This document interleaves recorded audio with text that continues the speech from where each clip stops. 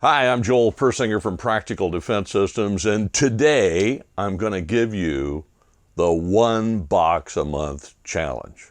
Okay, what am I talking about? This is something I've adhered to for a very, very long time. If I carry a gun on a regular basis, then I get to the range and I put 1 box of ammunition through that gun per month minimum. If I do nothing else with that gun that month, I'm going to get to the square range and I'm going to at least fire 1 box of ammunition through it.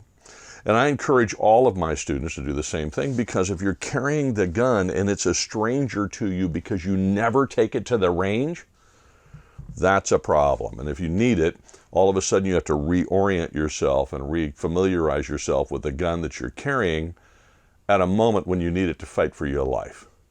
Now, my hope is you go through your life and never have to use a gun. But if you have a home defense gun, or you have a gun you carry on a regular basis, and it just gathers dust at home because it's your home defense gun, or if you take the gun out of the holster, you find cobwebs in there because you never take the gun to the range, this little message is for you.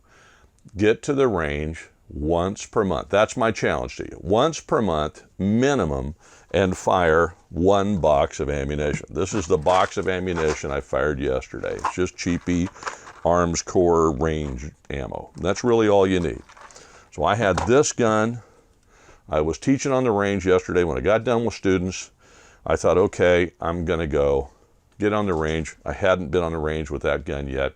Earlier this month, I was carrying a different gun. I actually took that one, and I thought, okay, let me get a box of ammo through that. Now, while you're there, here's my other suggestion. Make your shooting at least productive and fun and interesting, rather than just putting up a target and banging away at it, okay? So here's some ways to do that. If you go to you go to an indoor range or outdoor range and you buy a target. Indoor ranges are becoming more popular in California. Then you buy a target and you got to stand in your lane. The target you buy is not going to represent the appropriate places where you need to put a bullet. So you've got to practice proper shot placement. If you want a critical hit, you want that to be in the upper thoracic cavity, which is up here above my hands. That's where you're going to get heart, lung, all kinds of vascular tissue in that. That's where you're going to do a lot of damage that could end a fight very quickly. Beyond that, if you're shooting at the head, shooting at this bean, it's not like Hollywood. You're not going to make a nice little red dot there most of the time. Yeah, you can scramble somebody's egg, but at the same time, the bullet may not penetrate that big, thick skull. Okay, so really, if you really want to end that, you need to shoot at the ocular cavity right here, cranial ocular cavity. So upper thoracic cavity, where the sunglasses would be or the eyeglasses would be, that's your shot for critical hits. Other than that, if you want to just destroy structure, hips make good critical hits. Perhaps, okay?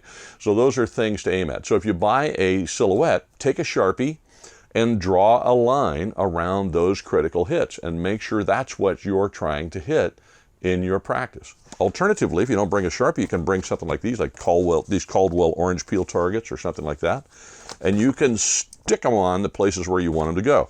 You can say, well, I really would like to do heart lung today, or I'd like to do just heart today, or I'd like to do whatever I'm doing, okay? And you can, that becomes your target.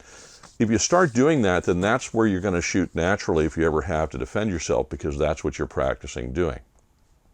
And then at the same time, if you want to invest in a little technology, you can. Now, I took my shot timer. My shot timer's in this bag, and it's in my range bag all the time.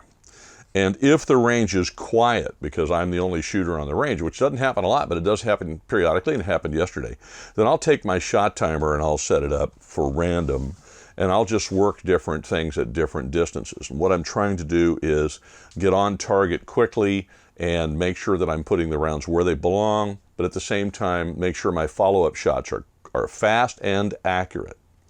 Notice I said fast and accurate.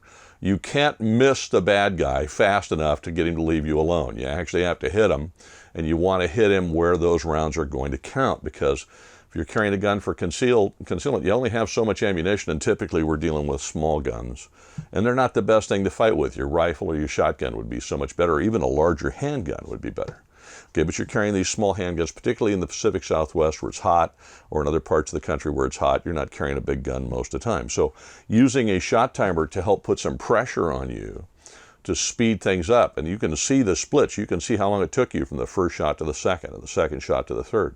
And you can shoot groups of 3. You can shoot groups of 2. You can shoot groups of whatever. You can shoot 1. Okay?